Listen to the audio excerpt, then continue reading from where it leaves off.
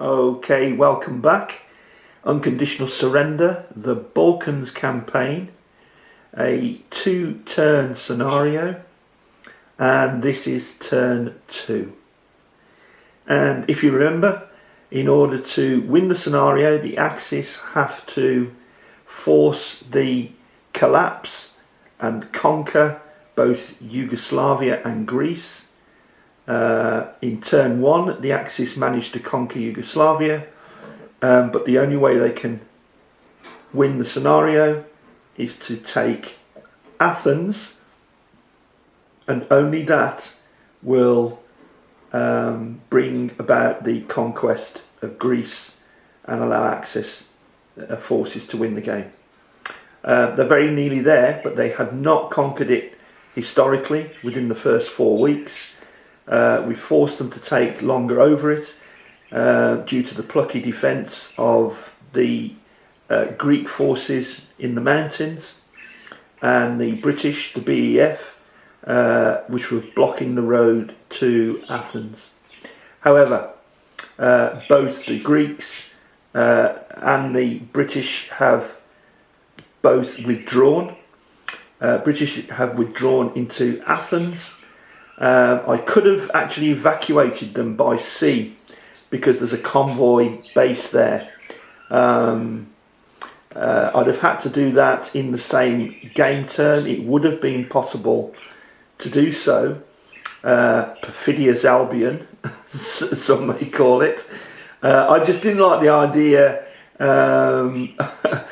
of leaving the Greeks to it and basically leaving a more or less open road. I mean, it's inevitable anyway what's going to happen, but let's just watch it play out. But yeah, I could have transported them by sea to Crete, which would have been historical, or to North Africa, for instance. I didn't do that. They're holding out in Athens at the moment, a reduced unit, as you can see there. So it's the Axis turn of game turn 2, which is going to be our final turn. The first thing the Axis are going to do, you can see just how much the Axis air in the guise of Luftflotte 4 assisted the ground campaign in that first turn. They were almost exhausted. They were down to -5 sorties, leaving just 1. So now in turn 2, what the Germans are going to do is spend production points, of which for this scenario they have an unlimited amount, so it's hardly applicable really, but they can spend production points to reduce the sorties by a factor of 2. So at the moment we're on -5. If I just take that off there and replace it with a -3. So we now have 2 sorties back, giving us a total of 3 sorties for the remainder of the game. So they've somewhat resupplied and recovered as far as the game mechanics is concerned. Let's have a look. What can the Axis do? The Italians could move to attack the Greeks. Certainly the Axis have to move that Greek unit out of the way because they're blocking the road to Athens. So certainly the Italians will assist in that. Does it really matter? I think we will, without further ado, get 1st Panzer to put in an assault on that Greek unit. Yep. That's what we'll do. So, 1st Panzer is activated. Just get the camera right. 1st Panzer is activated. It has 10 movement points. It moves 1 movement point. They're not isolated, and that's why I was considering moving the Italians. Should I move the Italians into assist? But they certainly wouldn't be able to isolate that unit. They do have a unit to retreat into. It's this one here. There are no support markers left for the Allies. Can the Germans support the ground assault with air cover? There's Luftwaffe 4. It's 1, 2, 3, 4. Yeah, it's only 4 hexes away. So that's what we'll do. This has 9 movement points left. Let's just remind ourselves of that by 6 and 3. And it's going to assault this reduced garrison unit here. The Greeks have been pushed all the way back from the mountainous border. We're going to be supported by Luftwaffe 4, which is going to spend a sortie, so they will now be on -4, and spend the movement points to move into that square. So it's 2. Ah, no, is there a mountainous hex side there? There is. Look, I keep missing those. That's a mountain hex side. So 1 to cross the mountain hex side, and 2 points for the clear, which is a total of 3. And another one for attacking a unit in fair weather. So we're using 4 movement points. So that unit has 5 left. And let's roll the dice for that attacking unit with the air support. Same again. Oh, 2 for the Allies, 3 for the Axis. Let's see how that goes. Over to the combat results table.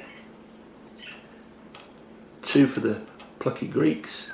I'm going to call them that all the time from now on. Plucky Greeks.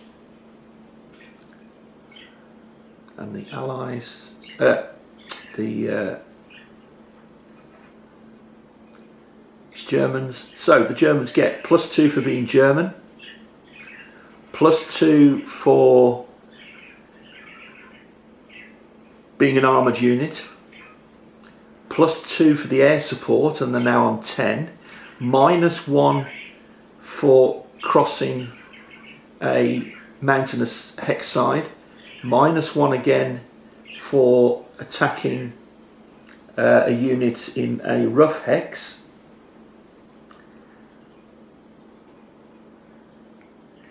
and I think that's it, isn't it? Okay, so they're now on 8. The Allies who started with 2, they now get they're a reduced unit, unfortunately, which means they're -2, and our result is DD, Defender Disrupted. If it's a reduced unit, eliminate it. Oh dear, what a shame. Inevitable. They put up a good fight on this road down to Athens. Unfortunately, they're already reduced, which effectively means they are eliminated from the game. That's a terrible shame. That hasn't slowed the Germans up very much. They move into the hex, which they've already paid for, and are now going to continue their movement. 1 more. So pay another 1, because they're still on a transport line. Oh, sorry. So that now means they have 4 points left.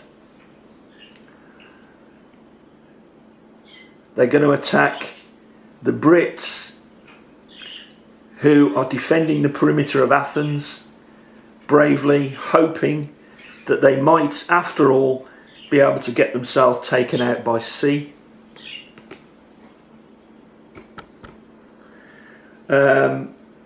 Are we in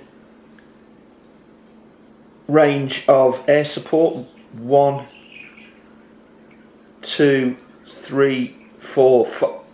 No. 1, 2, 3, 4, 5. 1, 2, 3, 4. No, no. Oh.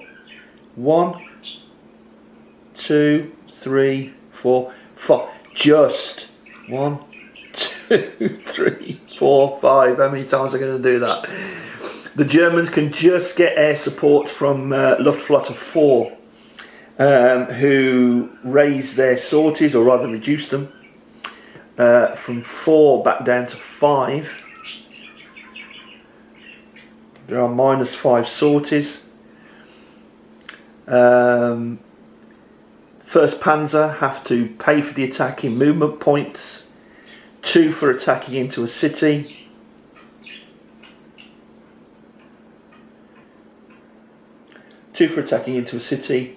There's no particular hex side there. 1 for attacking the unit itself in fair weather, so that's a total of 3. Leaves it 1 movement point. And here we go. They're on the outskirts of the city. They're battling the perimeter defences. In comes the air support.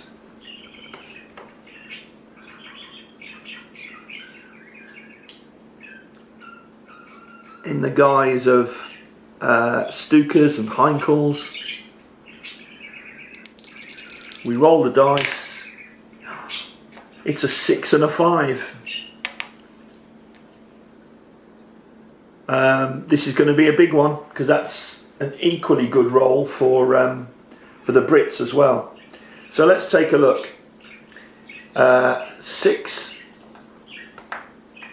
for the Germans, 5 for the Brits. Let's do the Germans first. They get +2 for being German, +2 for being armoured, +2 for the air support, -1 for attacking into a city. Is that unit isolated? No, it's not isolated. It's oh.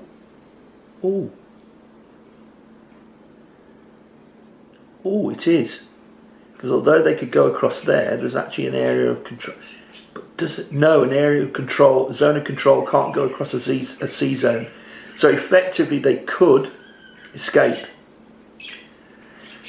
if they needed to. So the Germans have ended up on 11. The Brits get +1 because they're British, which goes up to 6, -2 because they are a reduced unit. Cross-reference DD. Defender disrupted. If it's a reduced unit, eliminated. Oh dear. Oh dear. It hasn't made any difference to the game. If it was a longer game, that's a strategic mistake. I should have evacuated them. But for the purposes of the game, it hasn't made any difference to the outcome. Those forces are eliminated. The fleet has to move away from the area because it gets displaced.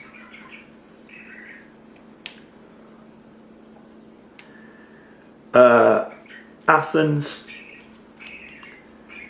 finally falls as the perimeter collapses. 1st Panzer moves in.